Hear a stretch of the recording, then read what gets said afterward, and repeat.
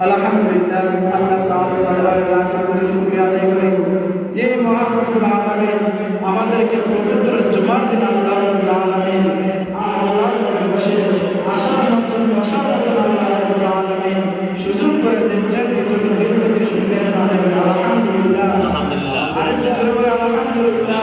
আলহামদুলিল্লাহ।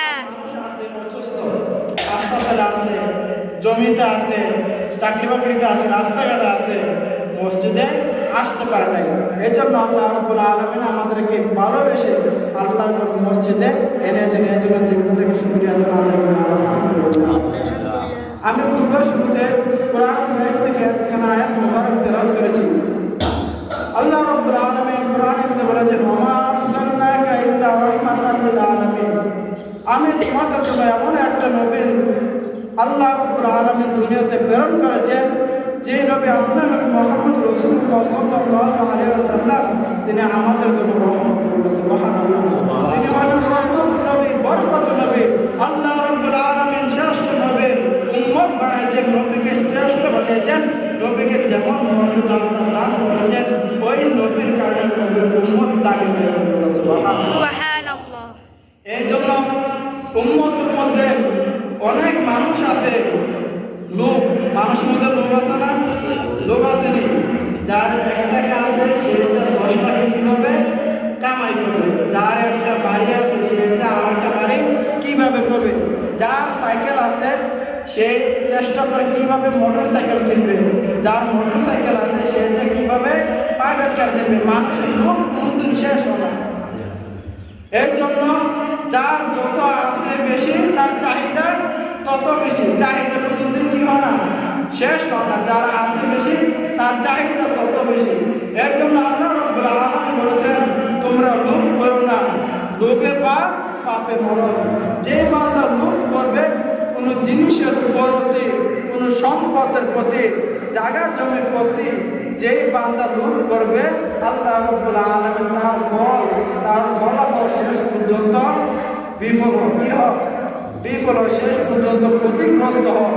এর জন্য একটা কথা আছে, লোভে পাপ, পাপে মরণ। লোভে পাপ, পাপে মরণ। এই জন্য লোভ করা যাবে না। আল্লাহ নবী ঈসা পয়গম্বর ওই জমানার একজন লোক, একটা সাহাবী ছিল, নবীর একজন সফর সঙ্গী ছিল। আল্লাহ নবী সকল সাহাবীদেরকে বলছে, হে সাহাবীরা, তোমরা সকলে ওই দিন মজলিসের মধ্যে আইসো, তোমাদের সাথে কথা হবে। আমি এমন দিন এমন তারিখে সফরে যাব। ঈসা পয়গম্বর কি করলেন, মজলিসে সবাইকে নিয়ে কথা বলতেছেন। এই সময় বললেন, আমি সফর বের হব, আমার সঙ্গে কে যাবে? তখন নবীর একজন সাহাবী বলেন, হুজুর, আমি আপনার সঙ্গে সফরে বের হব। সুবহানাল্লাহ। ওই সাহাবীর প্রতি, ওই সফর সঙ্গে প্রতি লোভ ছিল। কি ছিল? এর ভিতর কি ছিল?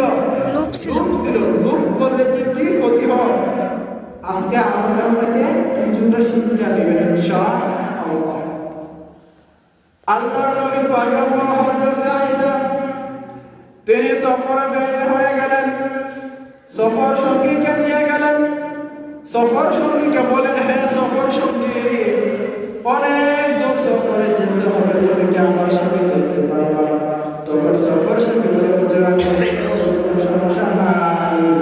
আল্লাহর নবী কি করে সফর সঙ্গীকে নিয়ে গেছে, বলুন সুবহানাল্লাহ। সুবহানাল্লাহ।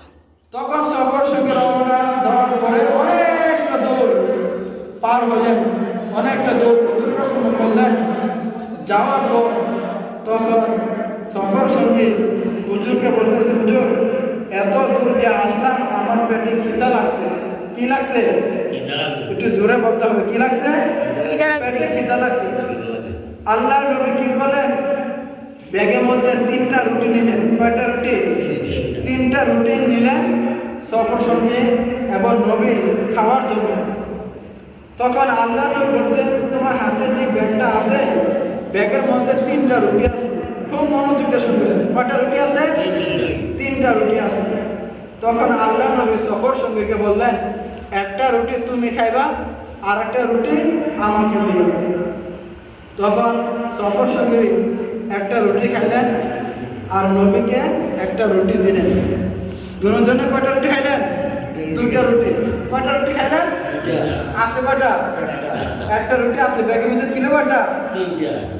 এত মাশাআল্লাহ, আপনি তো অনেক বুঝতে আছেন। ব্যাগের মধ্যে 3টা রুটি ছিল। নবীজি একটা খাইছে, সফর সঙ্গী একটা খাইছে, আর রুটি রয়েছে কয়টা? ব্যাগের মধ্যে একটা রুটি রয়েছে। তখন আল্লাহ নবী কি করলেন?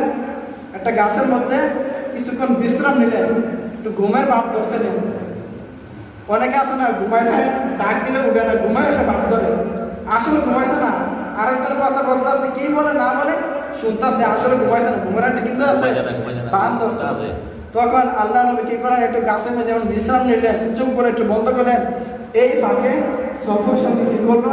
যে 3 নম্বর রুটিটা ব্যাগের মধ্যে ছিল, চেনটা খুলে ওই রুটিটা খাই নিয়েছে। ওই রুটিটা খাইয়ে পড়ছে। নবীজি দেখছেনি? দেখছে। দেখার পরে সফর সঙ্গীকে কিছু বলে নাই। তখন সফর সঙ্গী কি করলেন? রুটিটা খাইলেন, হেয়ার ফেটে অনেক ছোটা। ওই সফর সঙ্গীর ভিতরে একটু লোভ ছিল, লোভে পাপে মরণ। তখন আল্লাহ নবী কি করলেন? একটু বিশ্রাম করলেন, বিশ্রাম শেষ হলো। তখন আল্লাহ নবী রওনা হয়ে গেলেন। সফর সঙ্গী যাও, রওনা হন। আল্লাহর নবী সফর সঙ্গে কি করলেন? অনেকটা দূর চলে গেলেন। দিনের খেদমতে অনেকটা দূর যাওয়ার পরে আল্লাহর নবী কি করলেন? সফর সঙ্গে অনেকটা দূর চলে গেলেন। সফর সঙ্গে অনেকটা দূর যাওয়ার পরে তখন আল্লাহ নবী বললেন, হে সফর সঙ্গে, পেটে অনেক খিদা লাগছে। সফর সঙ্গে নবীকে বলল, ইয়া রাসূলুল্লাহ, ইয়া হাবিবাল্লাহ, আল্লাহর নবী, আমার পেটে অনেক খিদা লাগছে, আমাকে খাবার দেন। তখন আল্লাহ নবী বলেন, ঠিক আছে, এখানে বসো, ব্যাগের মধ্যে চিন্তা করো, ব্যাগের মধ্যে একটা রুটি আছে, ওই রুটিটা তুমি পার করো। তখন সফর সঙ্গীকে আল্লাহ নবী বলেন, রুটিটা পার করো। তখন সফর সঙ্গী কি করলেন? ব্যাগের চিনটা খুললেন। আচ্ছা, আপনার বলেন, ব্যাগের মধ্যে রুটি আছে? রুটি নাই, খায় ওই সময় খাইয়ে দিয়েছে। তখন সফর সঙ্গী ব্যাগের চিন খুললেন। চিন খুলে দেখতেছে, হুজুর রুটি কই? রুটি তো নাই, রুটি কোথায় গেল? তখন সফর সঙ্গে হুজুরকে বলতে, হুজুর রুটি নাই। আল্লাহ নবী বলতেছে, রুটি কোথায় গেছে? রুটিটা ব্যাগের মধ্যে ছিল। তো তখন সফর সঙ্গে বলতে, হুজুর ব্যাগের মধ্যে ছিল, রুটিটা গেছে কোথায়? রুটিটা পাইতেছি না, দেখেন রুটি নাই। তখন আল্লাহ নবী চাই দেখে রুটি নাই। সফর সঙ্গী যে রুটি খাইছে, নবী দেখছিনি? দেখছে। তখন নবী বলতেছে, আচ্ছা রুটি যখন নাই, আচ্ছা ঠিক আছে, সামনের দিকে রওনা হন।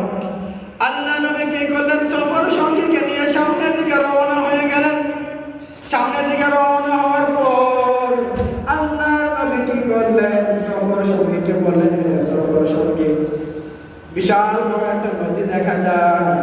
সফর সঙ্গী নদী দেখে ভয় পেয়ে গেছে। ওই নদীর মধ্যে কোনো লঞ্চ নাই, নদীর মধ্যে কোনো নৌকা নাই, নদীর মধ্যে কোনো জাহাজ নাই, কিভাবে নদী পার হবে? সফর সঙ্গে ভয় চলে গেল, ভয় ভিতর মধ্যে চলে আসলো। তখন আল্লাহ নবীকে জিজ্ঞাসা করেছেন, হুজুর এই নদী কিভাবে পার হব? তখন আল্লাহ নবী বলেছে, সফর সঙ্গে তুমি আমার সঙ্গে সফরে আসো, তুমি আমার সাথে আসো, তুমি কোনো চিন্তা করো না, নদী কিভাবে পার হয় এটা আমি